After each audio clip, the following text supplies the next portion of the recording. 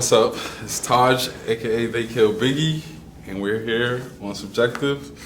Remember that everything we talk about today is influenced by feelings, taste, emotion, rather than external facts, just like your opinions about this show. And I am here with Izzy Finesse. Yes, sir. Yes, sir. Yes, sir. How you feeling today? Feeling good, bro. Feeling good, bro. How about you? I'm good. Nah, yeah, bro. Honestly, bro, I appreciate you for even having me up here. Just seeing like everything that you've been doing, bro, from the very beginning since we met. You know, the taco huncho, right? And even doing this. So congratulations, bro. Proud of you. This is dope, bro. Thanks for having me. Yeah. So me and Izzy actually met through a mutual person,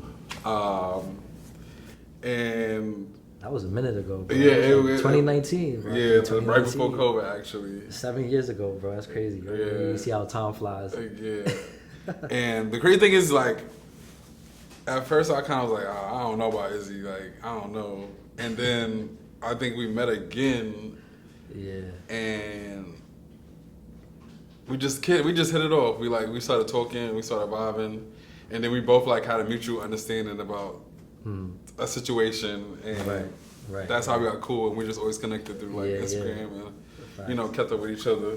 Yeah, it's funny that you say that because at first, when we first met, I was quiet, so I wasn't. Yeah, he was real quiet. Yeah, I wasn't didn't saying do too much. While everybody else was like loud as hell, just being themselves. Yeah. I remember we had went to like it was like a bar, right, that we had went to. Yeah, everybody was taking shots and everything. I don't remember either, but I remember it was like on First Avenue somewhere. Yeah, that's usually where the spots be at. Yeah, and then we got cool after that. Yeah. But yeah, I want to jump into like, where you originally from? Are you from the Bronx? Yeah, I'm originally from the Bronx. Born and raised. Okay, cool. Born and raised in the Bronx. Cool. How was that growing up in the Bronx? Growing up in the Bronx, it's just like growing up in New York in general, right? Like you have, like your dope dealers around, your scammers around. So that's kind of like what you see outside. And then honestly, like my taste and my style really came from, I'd say, my family first. My family was always into clothing, music. So that really kind of just translated onto me. I used to see I remember in my early days, I used to see my father like the Maury Gators, the Prada American cups and everything. Yeah. And I was just like, yo, like those right there that right there is fire. So I started actually, getting into fashion once I seen that right there. Okay. And what do you feel like is something that people that's not from New York would not understand about New York style? Because I feel like for us, we're tastemakers. Like we start a lot of trends. Like you said, the Maury's, a solo boots. Like that was always like an uptown thing, but it translated down to Brooklyn. But like, what would you say is something about New York style that people that aren't from here wouldn't understand? Yeah, New York style is amazing. Like I just came back from a trip. I was in Aruba, and like just being over there and seeing everything people wear, like a lot of older brands that we was probably on like 10 years ago. So I'm like, damn, like we really I can see now why people say that New York is like a real staple in fashion. And you realize that people like wherever you go, people always know you from New York. It's just like something about us, like the way we carry it. Like people they love it. They're gonna gravitate towards you like immediately. But that's what I like about being from New York. Like that style, it really carries with us anywhere that we go. Right. So I want to talk about your podcast, Off Experience. It's you and two other people, right? Yeah. So it's me, my pops, and my cousin. Oh, fire! I did not know that. I kind of figured that was your pops, but I didn't want to assume. That's fire. How did that come about? Like my older brother, but yeah, that's my pops. Honestly, it came about with them two first. So they started Off Experience because they wanted to talk about like men expressing themselves, right? Okay. Men being vulnerable, and I was just in the background. I was kind of like managing them a little bit. It was like, yo, like if you want to input some opinions on what you think about our episodes, and that's what I started doing from there. And probably they did about 7 episodes, just them two, and then that's when I came in. On. Yeah, I remember when you first got on, you was like, yo, bro, like, can you repost it and stuff? I watched a couple episodes, and it seems like y'all talk about like a bunch of different topics. It's not like based on one thing. Yeah. And would you say like podcasting has helped you find your voice? Yeah. Like, or like understand how people perceive you better.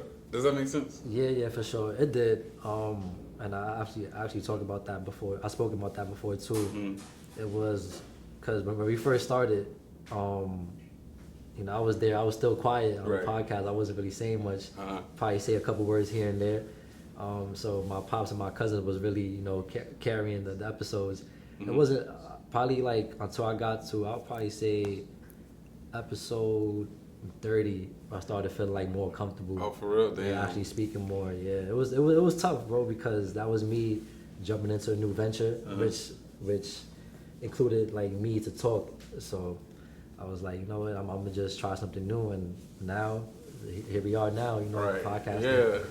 Yeah. Yeah, I was shocked when you told me that you wanted to come on, because I'm like, damn, like I don't know Izzy to like want to talk. But like I really, like I said, I appreciate it, brother. Like Nah, I feel like, bro, anytime. I feel like we connect on different things, and we like have the same viewpoints and all that. So it is. I do appreciate you coming on for real. Yeah, and like even like you said with New York style, like fashion brings a lot of people together, and that's definitely an interest that me and you both had. We both had in fashion, and then like I was just able to meet a lot of great people through fashion. So So this is something that you just started recently, and I actually got a lot of questions for you about it. okay. So Izzy just started teaching his little sisters about financial literacy, and I think that's very cool because that's not something that like we grew up learning, especially like in New York. Like that's not like on our curriculum or anything, and most of the times our families don't teach us that kind of stuff because they weren't taught that. But like, what inspired you, or like, you know, how did that come about? So I got into finances, bro. Same thing, like it's funny how like fashion like it transitions to everything else. So you know, spending a lot of money on clothes. Right. You know, we go through those through those moments a lot. It's very emotional too sometimes. Like you see a piece and it's like, I don't know. You if I really should, want it, yeah. I don't know if I should get this right now. Should I wait? Would it still be here? Fuck it, I'm gonna just spend it right now. Like, so to start off with that, you know, but like my mom always used to tell me like, yo, you only got $100 to get these sneakers. That's it. And I feel like from there, you know, it just made me look at money very differently. So during COVID, that was when, you know, a lot of people was getting money. You had the stimulus checks going out. The pandemic was PPP. Yeah, exactly. So that right there was crazy. And you know, at that time, I was still young, so when I got all that money, spent it on clothes, like splurged it all on clothes. Facts. So from there, after COVID, something just struck me, like, yo, I really, like, I just sat down myself and I thought about it, like, all right, we just got all this money, and what did I do with it? I ain't do nothing with it at all. And some people did, some people didn't, but it was just a learning experience from there. So I started learning more about it from there since COVID. Okay. Yeah, and my sisters, I really wanted to teach them because, like you said, you know, our families don't really know much, or we don't really start off with anything, right? We're not born with the silver spoon. So it was just like, all right, I want to like change the family dynamic, and I want to start with my little sisters because they're the next generation. Right. What's the first financial lesson every young person should learn before they start making money? The first financial, so what's so like, you know, like my mother will always tell me like, you know, when you get your check, like especially when you start working, when you get your check, save half, or like save, you know, at least 30% of it. What do you think, teaching your sisters about financial literacy, what do you think is like? Well, like, so what was the first thing you said when you started the course to them? So when I started the course with them, the first thing I told them was like the pay yourself first. We call that the pay yourself first method. So once you get paid, before you even pay any of your bills, you want to pay yourself first, like the 30% or at least half of your check. Then I also told them the difference between like needs and wants. That right there was like major for me to tell them, because if you don't know the difference between needs and wants, then your budget is just gonna be all over the place, right? Very true. So that was really like the main thing I told them, you know, pay yourself first, and, you know, just needs and wants. Do you use like certain apps? Like, do you read books on financial literacy? Yeah. I read a lot of books. The one that I like is called The Psychology of Money. And I read books, podcasts that I also listen to too. They based out of New York. They're called Earn Your Leisure. I've heard of that. Yeah. So they actually taught me a lot too about investing. From after COVID, the way I started, I was a life insurance agent first. Oh, for real? Yeah, that's how I actually got into it. Yeah. Oh, fire. So I had to get my financial license for that. Being a life insurance agent, and it was cool because you get to like work from home, and you get to put family on to life insurance because that's also another thing that we need to. And then from there, that's when I started getting more into stocks and everything. Okay. So maybe you can help me with my family life insurance policies. I was just talking about that with my homeboy about like how I'm sure my parents have like their own policies, but like I don't like when people are burying like loved ones and like they doing GoFundMe. Right. Listen, that everybody it works for some people, but like I just think like I don't want to depend on anybody to like bury my loved one, But so I'm definitely gonna hit you up for that. Nah, yeah, for sure, bro. I got you, bro, for sure. And what do you feel like since how long have you been teaching them financial literacy? Honestly, I just started this course, and this month actually. Yeah, I started this course this month, but I've been planning this since February. Oh, fire. Yeah. So. And is it like, do you do like PowerPoints? Or? Yeah, I do PowerPoints with them. I was actually able, so the way how I created the course was through AI. Oh, for real? Yeah, so I created a whole 8-week course for them, and it gets into like budgeting, saving, investing, and like opening like accounts for them too, at a savings. Yeah, savings account, investing account, and a bank and a debit card too. Are you gonna get into what is it, IRA or RIA? The Roth IRA. Yeah. Oh, fire. Yeah, okay. That's for like retirement accounts. Yeah. Do you plan on like making it like actually becoming a financial literacy coach, or do you? Your main thing is just making sure your sisters understand. Yeah, I want to start off with them first to see how it goes, and then for sure, like I'm very open to like anybody who wants their kids to learn about it too, or even like people that's our age, like there's always room for growth and like to learn more. Yeah. So I'm always open to Yeah, I definitely could see you doing that, especially like going to like schools and like even if you could like hop in on like math classes for like 15-20 minutes a week and like teach them little stuff, that'll be fire actually. Nah, yeah, word. That's the goal, bro. And do you feel like what's the biggest achievement so far that you've noticed in your sister? Like what makes you proud like when you're going through the lessons with them? What makes me proud is that like they're actually like paying attention to it. They like it, They be texting me like, hey, because I also give them quizzes too, so they'll be like, oh, like what do we got to study, and it's dope just to see how like very attentive they are to it, and they actually engaging very well, and like it's funny because they're real smart, but these kids they know a lot, they really know a lot, so I kind of like I was surprised by that too, like how much like they really know, and all they need is just that spark. Yeah, I feel like a lot of times, like now, especially like, what are they? They're not Gen Z. Are they younger than Gen Z? Yeah, they're what is it like Gen Alpha or something? Yeah, something like that. I don't know, but I feel like because they grew up like with computers, they're more inclined to like know more shit that we didn't know at our age. For sure. I wish I like had somebody to teach me that kind of stuff growing up. Do you have siblings? I have a little sister. Oh, wow. She's better with money than I am. I always say like she's like more like my mom is amazing with money. Like she know how to save money, and she plays broke. She always say you got to play broke. That's a fact. She was like, if you don't see your money, you don't got it. Yeah, that's a fact. That's also one thing I learned too. Like like being wealthy is like real quiet. It started to become like an illusion to me. I was like, I'm looking at it, I'm like, yo, this is really all an illusion. Like when we see people outside and they got all this designer on and it's like they don't really have much staying in. Yeah, right. And like I was doing it too, but the difference is though is like I was on Grail though on eBay. Exactly. So I was never paying full price for exactly. Some people actually are paying full price for it and they're going broke doing it. I wasn't actually going broke doing this. I always tell people like you gotta be a bargain shopper. Like I never pay full price for stuff. I always found like I can't, bro. Honestly, like I can't. Yeah, like especially with my background in retail, like you realize like you paying for that shit full price is like a scam. Like you getting scammed and you don't even know it for real. But like I always tell people, you gotta find like sites that you know, like Grail, like you said, GOAT. Even though GOAT be like OD. Up pricing, the real, like like you just gotta find different ways, like Satire, which is like a European site, and they always got their shit like on sale. I used to go to like a lot of these stores, like just by myself on a random day. It would be a rainy day, and I would just go to the city, go to like hit up like Century 21,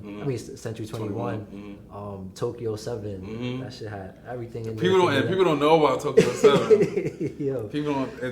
I don't know if you remember, but it used to be the store called Classic Kicks. And so, it was on, I want to say Mulberry and, damn, what is that street? It was on like Bond and like I think Mulberry or something like that. Yeah. And they had like all exclusive kicks. Yeah. And man. Nah, it ain't the same no more, bro. Yeah. If you know, you know. If you was outside back then, like you definitely know for sure. Yo, for real. Nah, yeah, you got like a lot of. So I was like, thrifting was always my thing too. Like it was just a way to save. I have a funny story out of COVID. I bought these Mr. Stash Air Maxes from like 2001. I found them on eBay and I paid probably like $700 for them. Bro, I said 2001, so I was like, I'm gonna just have these, they in good condition. They came in the mail. I wore them once. They cracked. Yeah, they cracked, bro. But it's funny because I have a picture on Instagram with them on. So when that same, like right before that picture, I was walking with them and they started cracking. So you just took the picture? So yeah, I was like, I had my man's I was like, I had my man's me. I'm like, yo, bro, hurry up, bro, take this picture. Damn. Take this picture right now, bro. And yeah. So do you feel like that was like a big like lesson on like financial responsibility for you? Yeah, for sure. Yeah. For sure, yeah. Because that right there, I was like, yo, I don't know, like. I don't know what was going through my head. I was like, yo, 2001, these, they should be good. But I mean, like, but like that, you don't expect like sneakers to like wear out like that. But but if they sit in the box, of course, like yeah, that's what it was. Because I got sneakers that I've had for like since 2011 that if I throw them on, they still going like But it was because I was like wearing them. They wasn't just sitting there. Yeah. So I think that plays a part in it too. Definitely gotta wear your kicks, bro, for sure. I've been learning that too. Like lately, like I've always been like a bargain shopper and like shop at different places.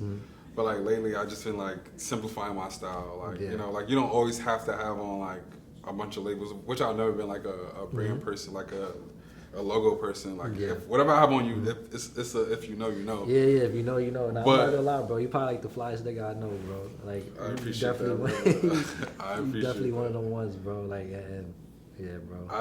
That's how you gotta do it, bro. Simple is the most.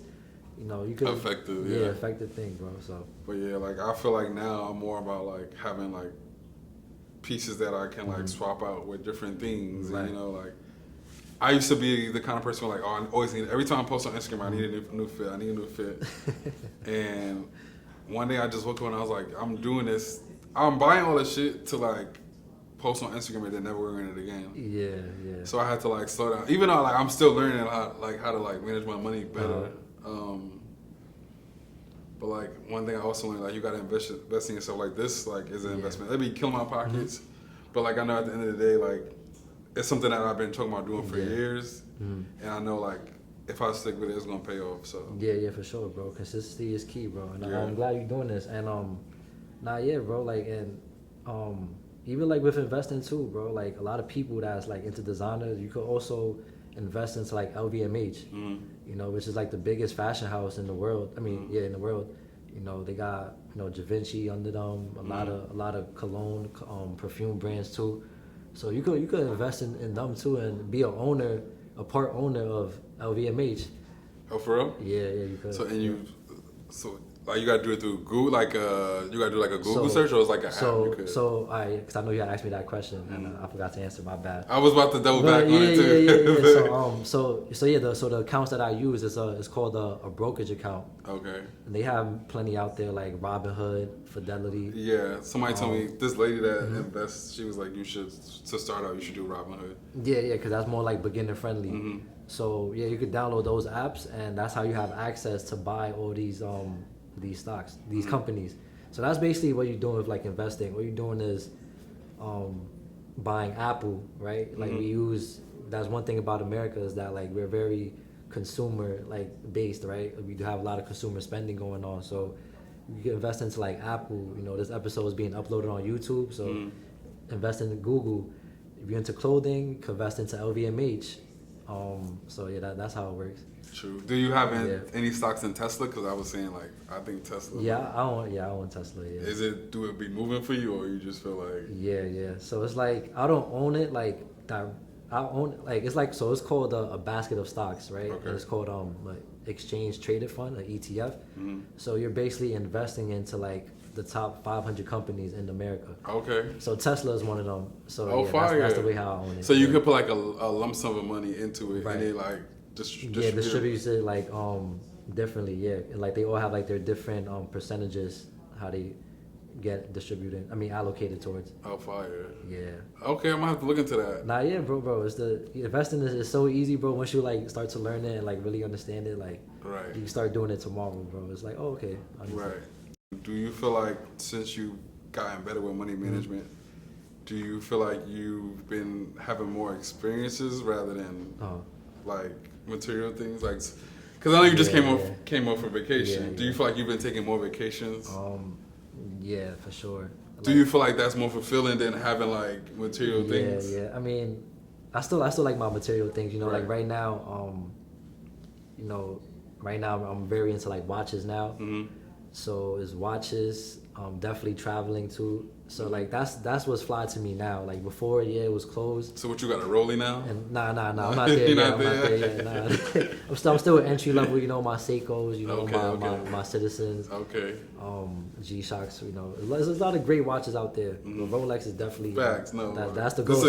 People always think this is a Rollie from far because of the face. Yeah. But I'm like, it's a Casio, and I'm like, I just got it like to manifest, like you know. Bro. That right there is a great watch, bro. Yeah. Like, you know, that's another thing people get into, like all these brands, you know, like I gotta have the Rolex, I gotta have the APs, like. And then it's like when you got it, like. Yeah.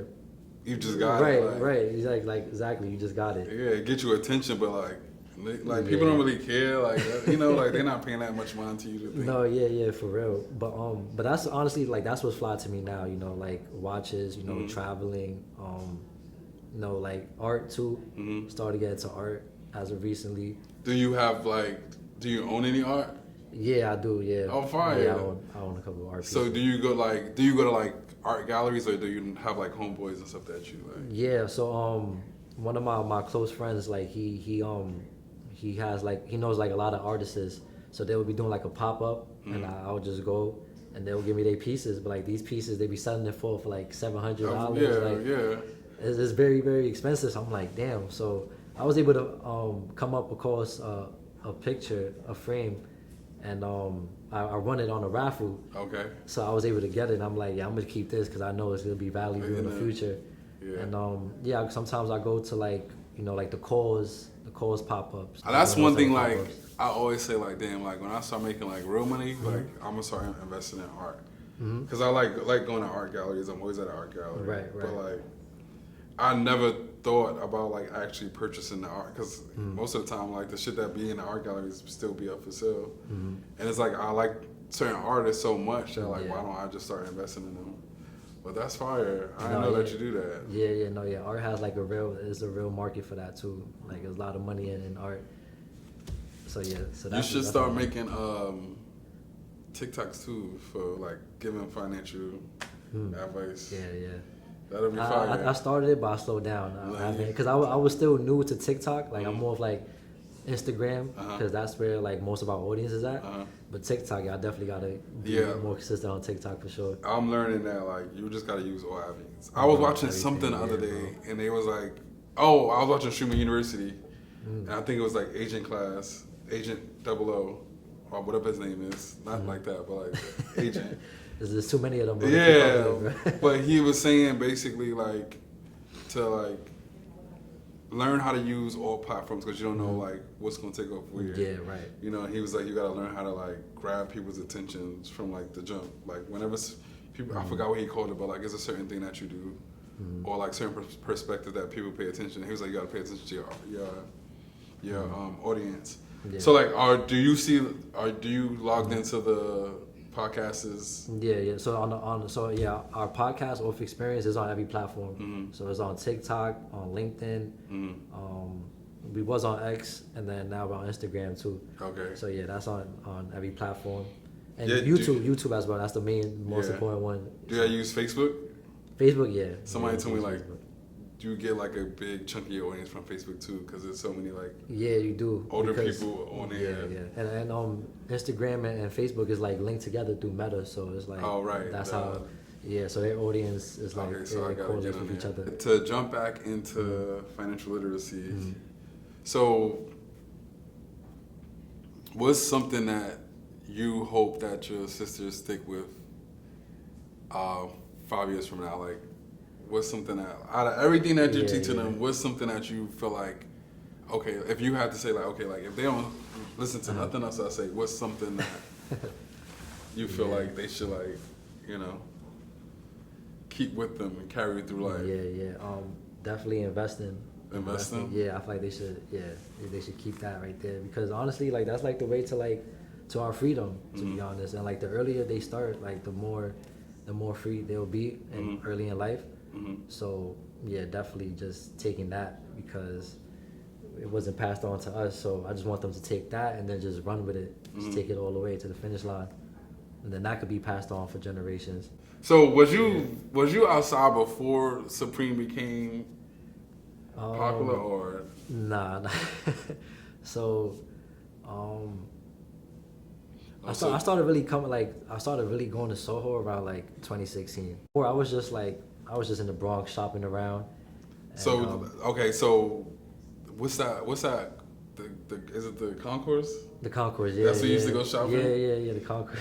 So did y'all have, because I'm not a big fan of the Bronx, so I ain't gonna lie to you. I don't got no beef with the Bronx. I got a lot of friends from the Bronx. I know cool people from the Bronx, but the Bronx just ain't my thing. So like, did you have like exclusive sneaker stores, or like? Yeah, we did. So we used to have there used to be this store right where I lived. It was called Proland, and this was around like 2011, 2013, and we was able to go in there. I remember they used to have like mad sneakers, like the Griffies, the retro Jordans, and like the old Nike throwbacks, like, and they used to have it wrapped in like the plastic. I was about to say, yes. They used to have it wrapped in the plastic, so bro, that like I used to love going in there, and just like you get the aroma of like the fresh new sneakers that is all wrapped up. And then they would have like, all the stores back in the days used to have like the brick wall, and then like it used to be like full of mirrors, like every angle you put the shoe on and you see it in every mirror. Bro, yes, bro. Then they have a whole bunch of sneakers in the back, so that right there, those was like the kind of stores that we used to go to.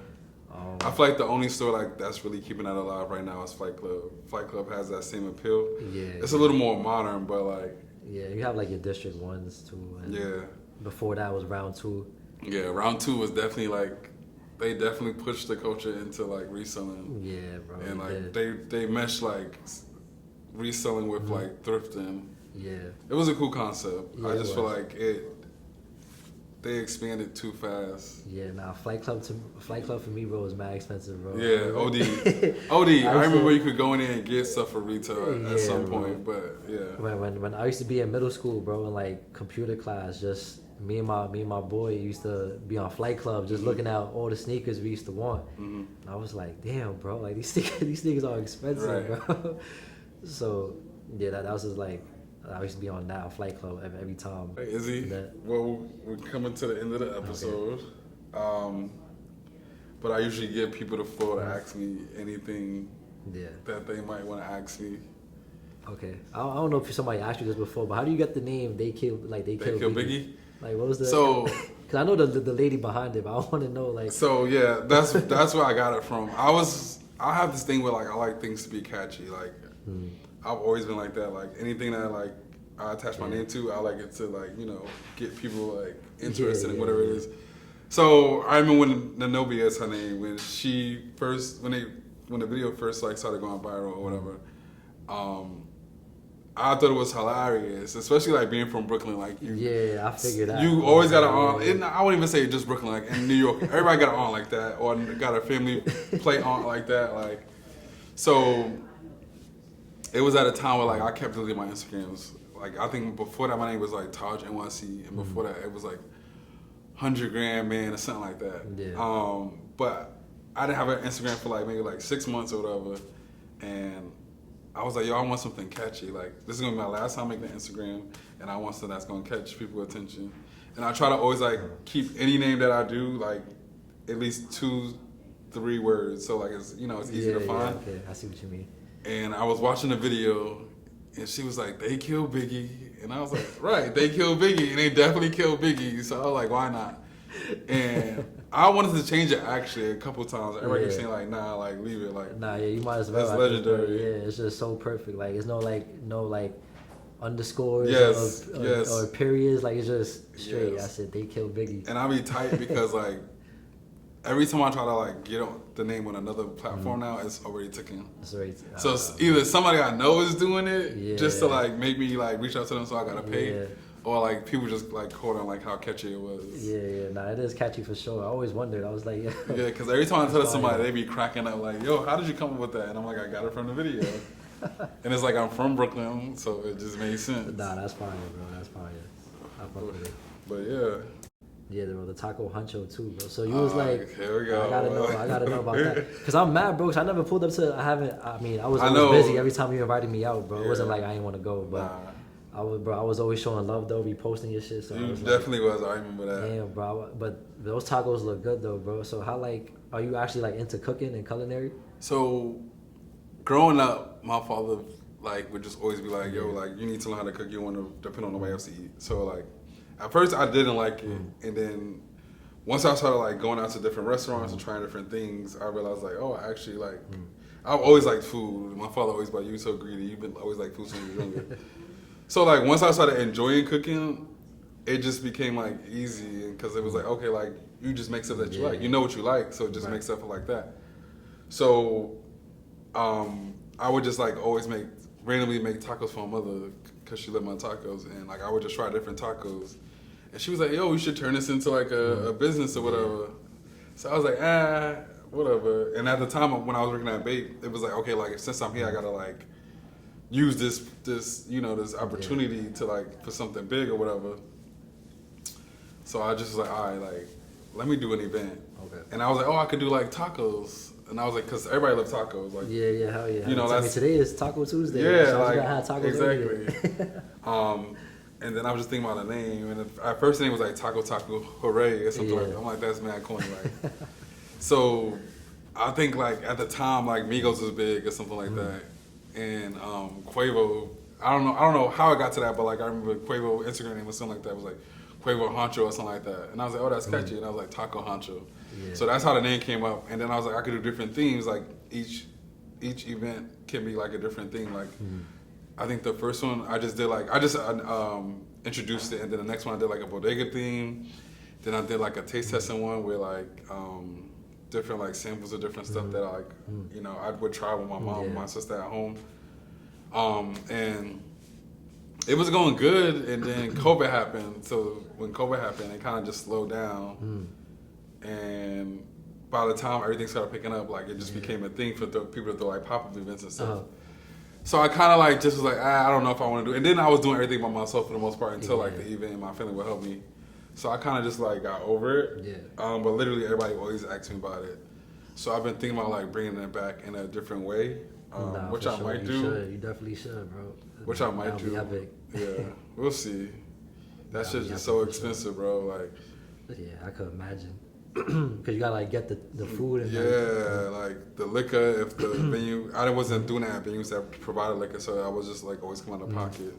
And they used to blow mine, and I wasn't like really seeing a return on investment like that. Yeah, for sure, bro, for sure. I got one last question. I don't know if you got time. No, go ahead. Yeah, you gotta let me know, bro, how you got into the Babe store too, bro. Because looking like I was like, yo, this lucky ass nigga, bro. Like, cause I was working in retail too. I worked at like Uniqlo, the one in Soho, and then I was also working in American Eagle.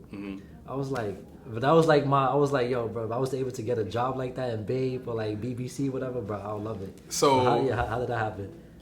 I actually had a friend that was working there. That's really why I got in. I mean, I'm not gonna say that's why I got in because my personality helped me get in.